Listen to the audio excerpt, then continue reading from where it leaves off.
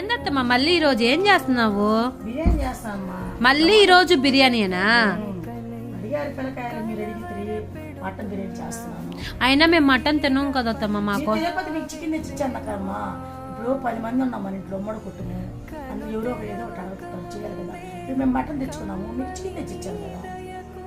అయినా ఎందుకు రోజు బిర్యానీ? పిల్లకాయలు అడిగారు కానీ మరి తినే వారానికి 2 సార్లే కదా, ఎక్కువ లేదు కదా. చూడండి, రోజు తింటాము, తర్వాత లేదు. చూడండి మా అత్త మా కోసం బిర్యానీ చేస్తుంది. చూడండి ఎంత ప్రేమ మేమంటే.